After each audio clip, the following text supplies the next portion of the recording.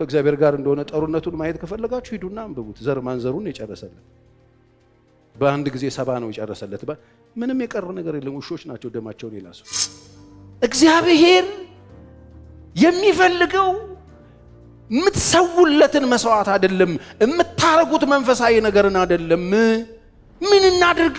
ልጆቻችንን የበኩር እንሸልትለት፣ እናምጣለት፣ ደም እናፍስለት አይደለም። ሰው ሆይ አትጨነቅ። እግዚአብሔር ካንተ የሚፈልገው ፍርድ ታደርግ ዘንድ፣ ፍትሃዊ ትሆን ዘንድ፣ ፍትህን ታደርግ ዘንድ። አድሎ ጠብቀን አበባ እንገዛለታለን። ሰው ሲወድቅ ጠብቀን የሕክምና እናዋጣለታለን። በጤና እንዲኖር ሳንፈቅድለት ሊሞት ሲል ለመቅበር እንሯሯጣለን። ግን 10 ካሜራ ደንቅረህ የሰው እንባ የምትሸጥ ከሆነ ደሞዝህ ነው የሚሆነው። ሌባ ነው የምትሆነው። በእግዚአብሔር ንብረት እየነገድክ ነው የሚሆነው። እንደሆነ ይናገራል ምሳሌ 22:2 ባለጠጋና ድሃ የሚጋሩት ነገር እግዚአብሔር የሁለታቸውን ፈጣሪ መሆኑን ንግር ውስጥ ስለዚህ እግዚአብሔር ያለውን አላደርግም አለ።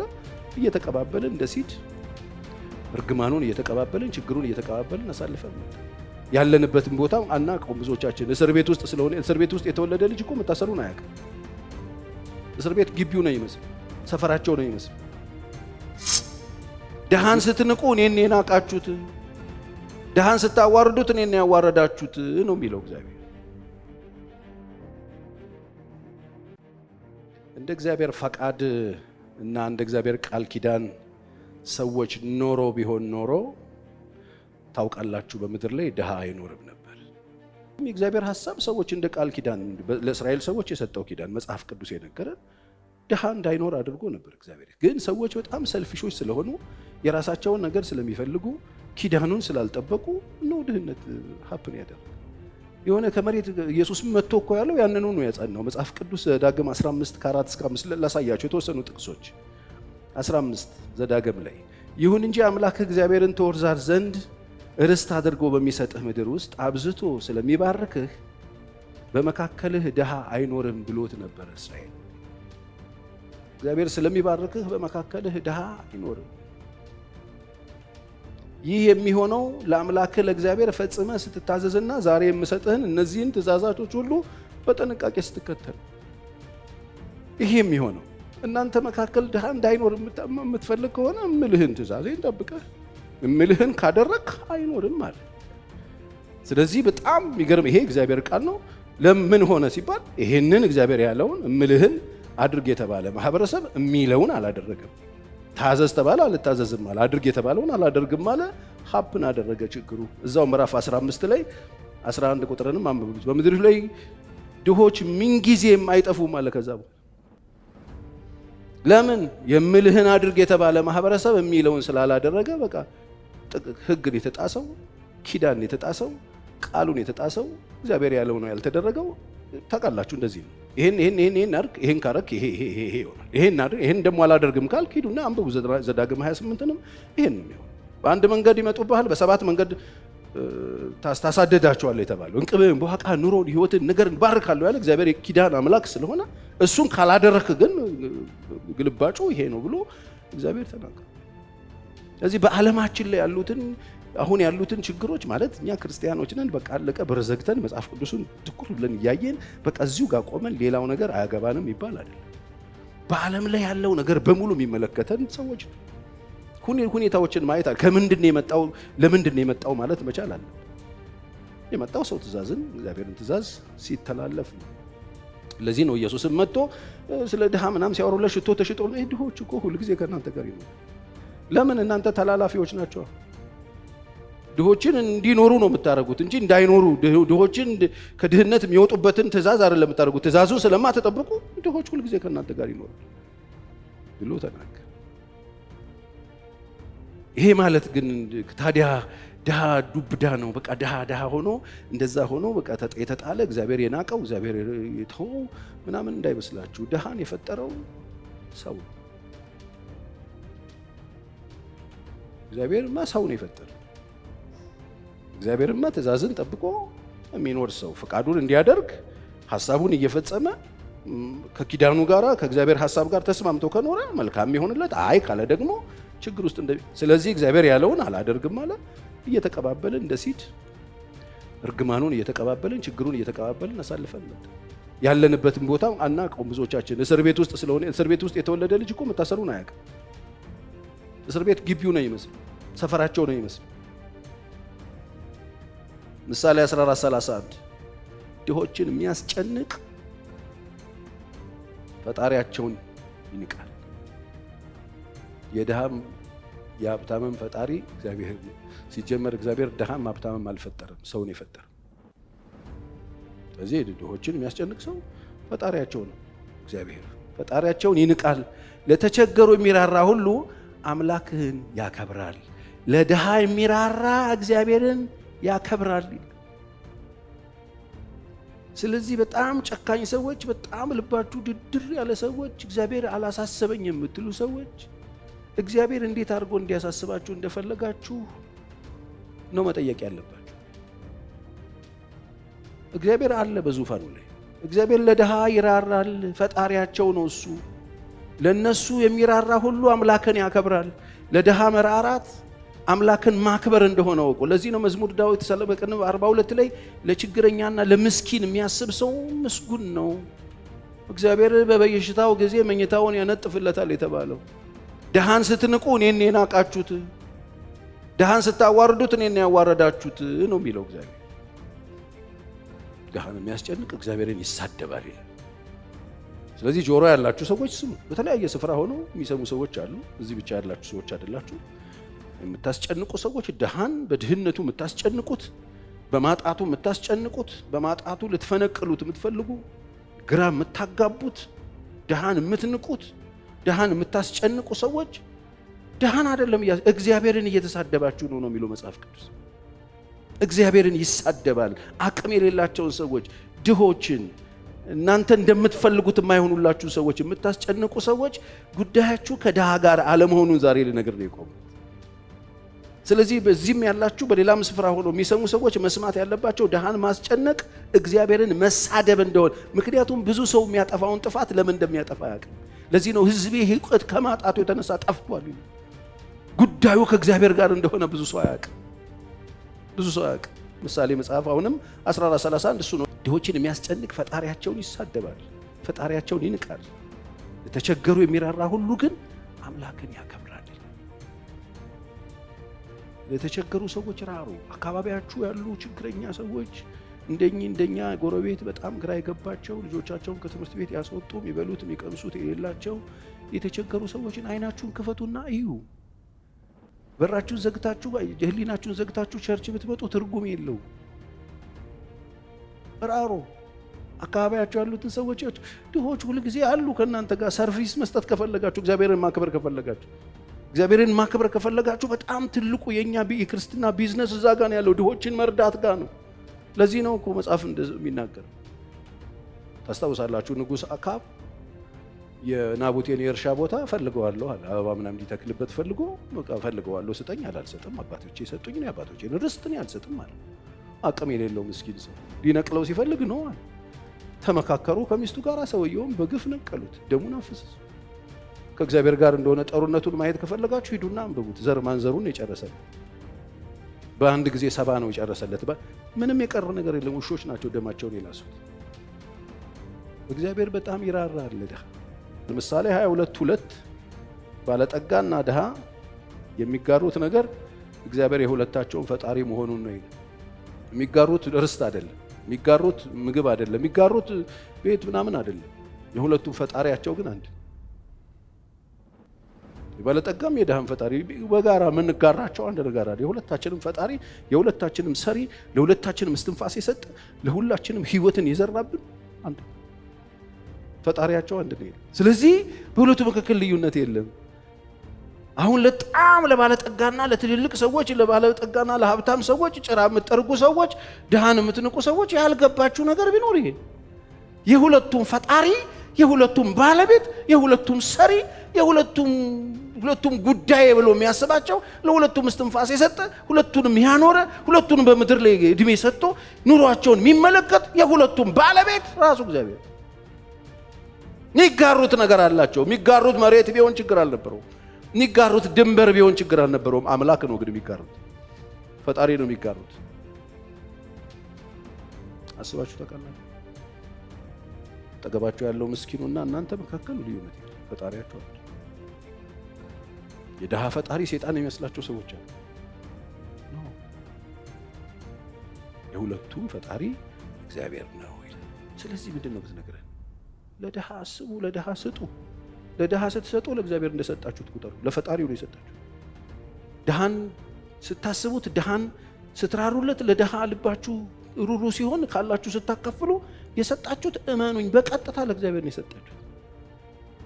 የእግዚአብሔር ቃል እንደሱ ይናገራል። አሁን ቅኝታችንን ስሌታችንን ማስተካከሉ በጣም ነው የሚጠቅም። ታስታውሳላችሁ የመጨረሻው ቀን ምናምን በጎችን ከፍየሎቹ ምናምን ላይ ያለው ብሎ ማቴዎስ ወንጌል ምዕራፍ 25 ላይ ስታዩት ተርቤ ያበላችሁኝ፣ ተጠምቼ ያጠጣችሁኝ፣ ታርዤ ያለበሳችሁኝ፣ ድሃ ሆኜ መጥቼ ምን አደረጋችሁ? ድሃ ረዳችሁ። እንዴ መቼ ሲሉት እንዴ ለእነዚህ ለወንድሞቼ እኮ ያደርጋችሁት ለእኔ ነው። በቀጥታ ለድሃ ስናደርግ ስሙ ይዞራል። ይሁላችሁ መንፈሳዊ ሚስጥሩ ይሄ ያለን ሰዎች፣ ባለጠጋ ሰዎች፣ ገንዘብ ያለን ሰዎች፣ ማድረግ የምንችል ሰዎች መቼ ነው ጌታን ታገለግሉ? ጌታ አላሳስብ። ጌታ ከዚህ በላይ አያሳስብም። ይኸው አጠገብ ያለው ድሃ እሱ ፈጣሪው። ለሱ ስታደርግ ቀጥታ ፎቶ ካልቀረጽከው ማለት ነው፣ ቪዲዮ ካልቀረጽከው፣ ፎቶ ካልቀረጽከው፣ የሆነ ላይክ ሼር ምናምን ለመለቃቀም ካልተጠቀምክበት በቀጥታ ወደ ላይ ነው የሚሄድ። ግን 10 ካሜራ ደንቅረህ የሰው እንባ የምትሸጥ ከሆነ ደሞዝህ ነው የሚሆነው። ሌባ ነው የምትሆን። በእግዚአብሔር ንብረት እየነገድክ ነው የሚሆን። ድሃን መቀለጃ የሚያደርጉ ሰዎች አሉ። ለድሃ መጫወቻ የሚያደርጉት ሰዎች አሉ። ካሜራ ስትቀርጸው አጠብቅ፣ ከሰማይ አጠብቅ። ንግድ ነው እየነገድክ ያለው። ስለዚህ የድሃ ባለቤት ማን ነው? እግዚአብሔር። ለድሃ መስጠት ለእግዚአብሔር መስጠት። ለድሃ መስጠት መጽሐፍ ቅዱስ የሚልብሽ ለድሃ ስትሰጡ ለእግዚአብሔር ታበድራላችሁ። ምሳሌ 19:17 እግዚአብሔር የማንም ዕዳ የለበትም፣ ለድሃ የሚራራ ለእግዚአብሔር ያበድራል፣ ስላደረገውም ተግባር ዋጋ ይከፈለዋል። ድሃን የምትንቁ፣ ድሃን በጣም በሚያስገርም ሁኔታ አዋርዳችሁ ማሰብ የምትፈልጉ፣ እኔ እኮ እንደዚህ የሚያስቡ ሰዎች ድሃ ሆነው የማያውቁ ቢሆኑ ምንም አልነበር። እንደ ልጅቷ የንግስቲቱ ልጅ ንጉስ ልጅ ናት አለ። ድሆች ራብን ሲሉ ለምን ኬክ አይበሉም ያለች ስለማታውቅ፣ ኬክ እነሱ ቤት ትርፍራፊ ኬክ ሲራቡ የሚበሉት ነው ማለት። እንደሱ ቢሆን ችግር የለው። መደብ ላይ አድጎ አፈር በልቶ አፈር ግጦ ድሜ የሚባለውን በልቶት ድሜን በልቶ የመጡ ሰዎች ናቸው። ድሜን አታውቁማል ብዙዎቻችሁ። ድሜ አፈር ድሜ ደቼ በልተው የተነሱ መሬት አይንካን የሚሉ ድሃ ጠል ግለሰቦች አያል። የሚያሳዝነኝ ነገር ማለት እንዲህ ፈቅ ፈቅ ስታደርጓቸው ወደ ቤት ስትሄዱ ከእናቱ ቀጥሎ እናቱን ብታዋቸው ወይ ከእናቱ እህቶቹ ምናምን ብታዋቸው የሉም። በጣም የሌሉ ናቸው።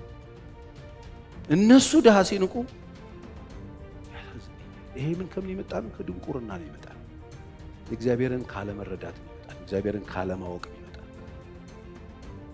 ለድሃ የሚራራ ለእግዚአብሔር ያበድራል። ለድሃ የሚሰጥ ለእግዚአብሔር ይሰጣል። ለድሃ የሚያስብ እግዚአብሔር ምስጉን ነው ይለዋል። ምን ፈልጋችሁ አሰባችሁት? ምን ፈልጋችሁ መጣችሁ? ቤተክርስቲያን በቃ ድናችኋል አይደል? የጌታ ናችሁ አይደል? የዘላለም ሕይወት አገኛችሁ አይደል? ክርስቶስ ኢየሱስ መስቀል ላይ እንደሞተላችሁ አመናችሁ አይደል? እኮ ቀልባችሁ አልተመለሰም። ታዲያ ቀልባችሁ እኮ ነው መመለስ ያለበት። አእምሯችሁ እኮ ነው መመለስ ያለበት። ጤነኛ መሆን ያለባችሁ። እይታችን መስተካከል አለበት። እንደ እግዚአብሔር ቃል መኖር አለብን። እንዴት ኪዳን ሲፈርስ፣ እንዴት ኪዳን ሲጣስ፣ ይሄው ምስቅልቅሉ የሚወጣ ዓለም እንደሚፈጠር አይተናል። ይሄው እግዚአብሔር ቃል ነው የሚነግረን። ድሃ በመካከላችሁ አይኖርም አለ። መቼ? ቃሉ ስጠብቁ፣ ኪዳኑ ስጠብቁ፣ ስትታዘዙ። አለበለዚያ ይሄው ሁልጊዜ ከእናንተ ጋር ይኖራል። ምክንያቱም ይሄ እግዚአብሔርን ካለማወቅ የሚመጣ ስለሆነ መጽሐፍ ቅዱሳችን በሆሴዕ 6:6 ላይ ከመስዋዕት ይልቅ ምሕረትን ከሚቃጠል መስዋዕት ይልቅ አምላክህን ማወቅ እወዳለሁ ይላል። እግዚአብሔር ምንም አይነት መስዋዕት ከምናቀርብለት፣ ምንም አይነት ለእግዚአብሔር ደስ ይለዋል ብለን ከምንሰጠው መስዋዕቶች ይልቅ እግዚአብሔር አምላክን የሚወደው አምላክን ማወቅ ነው ይላል። አያችሁ፣ ምንም አይነት መንፈሳዊ አገልግሎት ከመስጠታችን፣ ምንም አይነት መንፈሳዊ ቲያትር ከመስራታችን፣ ምንም አይነት መንፈሳዊ የሚመስል አገልግሎትና መንፈሳዊ ነገር ብሎ የሚመዘገብ ነገር ከመስራታችን ይልቅ አምላክን ማወቅን እወዳለሁ፣ አምላክን ማወቅ እወዳለሁ። እግዚአብሔር ይርዳ። ሰው ሆይ መልካም የሆነውን አሳይተዋል። እግዚአብሔር ካንተ የሚፈልገው ምንድነው? አንደኛ ፍርድን ታደርግ ዘንድ ያየኛው ፍትህን ታደርግ ዘንድ። ሰው ሆይ እግዚአብሔር በጣም ትልልቅ አጥቢያ ቤተክርስቲያን እንድትገነባለት አይደለም የሚፈልገው። ሰው ሆይ ካንተ ዘንድ እግዚአብሔር የሚሻው ፍርድን ታደርግ ዘንድ ወይም ደግሞ ፍትህን ታደርግ ዘንድ፣ ፍትሃዊ ትሆን ዘንድ፣ ፍርድን ታደርግ ዘንድ፣ ፍትህን ታደርግ ዘንድ፣ ምህረትን ትወድ ዘንድ፣ በአምላክ ፊት በትህትና ትራመድ ዘንድ አይደለም። እግዚአብሔር የሚፈልገው የምትሰውለትን መስዋዕት አይደለም፣ የምታረጉት መንፈሳዊ ነገርን አይደለም። ምን እናድርግ? ልጆቻችንን የበኩር እንሸልትለት፣ እናምጣለት፣ ደም እናፈስለት አይደለም። ሰው ሆይ አትጨነቅ። እግዚአብሔር ካንተ የሚፈልገው ፍርድ ታደርግ ዘንድ፣ ፍትሃዊ ትሆን ዘንድ፣ ፍትህን ታደርግ ዘንድ፣ አድሎ እንድታጠፋ። ተመልከቱ ወገኖቼ፣ ፍትህን ታደርግ ዘንድ፣ ደግሞም ምህረትን ትወድ ዘንድ፣ መሐሪ ትሆን ዘንድ። ምህረት የእግዚአብሔር ባህሪ ነው። መስዋዕቱን ተወውና መሐሪ ሁን። አምልኮውን ተወውና ዝላዩን ተወውና ከግጥም መገጣጠሙን በዜማ ላይ ዜማ መደረቱን ተወውና መሐሪ ትሆን ዘንድ፣ ምህረትን ትወድ፣ ከአምላክህ ጋር በትህትና ትሄድ ዘንድ አይደለም። ታዲያ ምን እናድርግ? ዓለም ላይ በደል የሚፈጸመው ድሃ ላይ ድሃ ነው። ፍትህ የሚዛባበት ድሃ። ማጉረስ ካልቻልክ፣ መቁረጥ ካልቻልክ፣ መስጠት ካልቻልክ፣ ዘመድ ከሌለ ድሃ ፍትህ ይዛባበት። ለድሃ ማን ነው የሚሟገት? ለዚህ ነው እኮ ኢዮብን አይታችሁት ከሆነ ኢዮብ ዝም ብሎ ተራ ሀብታም እንዳይመስላችሁ። ኢዮብ በጣም የሚገርም ሰው ነው። ሀብታም ብቻ አልነበረም፣ ቀልብ ያለው፣ አይምሮ ያለው፣ እግዚአብሔርን የሚፈራ፣ እግዚአብሔር የሚወደውን የሚያውቅ። ለዚህ ነው ሲመሰክርለት እግዚአብሔርን የሚፈራ ጻድቅ በፊቴ የሚመላለስ ሰው ነው ብሎ ነው እግዚአብሔር የመሰከረለት። አየኸው ሆይ ሰይጣን ብሎ የጠየቀው እኮ እሱን ነው። ያ እኔን ይፈራኛል፣ እኔን ያከብረኛል ብሎ እግዚአብሔር መሰከረለት። ኢዮብ እኮ ምንም አታውጡለት፣ ተራ ሀብታም እንዳይመስላችሁ። ከተመታ በኋላ ብትንትን ከወጣ በኋላ ሄዳችሁ መጽሐፍ ቅዱስን ስትመለከቱ ያኔ ብሎ ወደ በትዝታ ከእግዚአብሔር ጋር የኖረበትን ያንን ነፃ ሆኖ ጤነኛ ሆኖ የኖረበትን ዘመን ሲተርክልን ምን አለ? መንገዴ በቂቤ ይታጠብ በነበረ ጊዜ ገና ራሴ ላይ መብራቱ ሳይጠፋ ያኔ ለድሃው ተሟጋች ነበር፣ ለእውር አይን ነበርኩ፣ ለአንካሳ እግር ነበርኩ። ሀብታም ከሆናችሁ ለእውር አይን ሁኑ። ማየት ለሚሳናቸው ሰዎች አሻግረው መመልከት ላቃታቸው ይውላቸው። አታጭበርበሯቸው። ድሃን ድሉን አትጠቀሙበት። ይውለት አይኑንና አሻግሩት፣ እግሩንና አሩጡት፣ አሳልፉለት። ስለማያቅ እየነጠቃችሁ ድህነቱ ላይ ድህነት አትደርቡበት። ኢዮብ እንደዚህ ነው። የማላቀውን ሰው ሙግት ተሟገጥኩ ይላል። ኢዮብ ተራ ሀብታም አይደለም። እግዚአብሔር ለዚህ ነው ያስያዘው። ተወራረደበት። የማላቀውን ሰው ሙግት ተሟገጥኩ፣ የዋጣውን ከጉሮሮ አስተፋሁት። ይሟገት ነበር ለድሆች። ለድሃ አባት ነበርኩ ይላል። ለመበለቷ ዳኛ ነበርኩ ይላል። ለእውሩ አይን ነበርኩ፣ ለአንካሳው እግር ነበርኩ። ያኔ መብራቴ ሳይጠፋ ያኔ እንደዚህ ነበርኩ ነው የሚለው። አሁን እንዴት ነን? መውጣታችሁ አይቀርም ከምድር። ቀናችሁን ጠብቃችሁ ጉድጓዳችን እንገባለን ሁላችን። ሰው ሆይ መልካሙን ነግረዋል። እግዚአብሔር የሚፈልገው ካንተ ፍትህን ታደርግ ዘንድ፣ ፍርድን ታደርግ ዘንድ። ለምንድን ነው ድሃ የሚበደለው ካላችሁ፣ ሰዎች እግዚአብሔርን ማወቅ አይፈልጉም። ለዚህ ነው ሆሴዕ 6:3 የሚለን እንወቅ እናውቀው ዘንድ እንከተለው፣ እንደ ወገግታ ተዘጋጅቶ እናገኘዋለን። ምድርን እንደሚያጠጣ እንደ መጨረሻ ዝናብ ይመጣል ይላል መጽሐፍ። እንወቀው እግዚአብሔር ይሄ ነው። ዛሬም አጠገባችን ያሉ ሰዎች የሚራቡት በእግዚአብሔር ሳይሆን በእኛ እንዳይሆን፣ በእኛ ችጋር፣ በእኛ ስስት፣ በእኛ ሰቀቀን እንዳይሆን አሮጌ እንኳን ልብስ ለመስጠት በጣም የሚሳቀቁ የሚጨነቁ የሚጸልዩ ሰዎች አሉ። የማይለብሱትን አውጥቶ ለመስጠት እንኳን የማይለብሱትን ሰጥተው ሌላው ሰውዬ አዲስ ሆኖለት ለብሶት ደስታ መከራውን መታረዙን ሊያሳልፍበት የሚችልበትን እድል ዘግተውበት ቁም ሳጥን ውስጥ እንዲታረዝ የሚያደርጉ ሰዎች አሉ። እግዚአብሔር አይደለም ድሃን የሚያስርበው፣ ድሃን የሚያሳርዘው፣ ድሃን የሚጥለው፣ ድሃን የሚያስጨንቀው፣ ድሃን ግራ የሚያጋባው፣ ድሃን የሚጥለው እግዚአብሔር አይደለም ነው እያልኩ ያለው።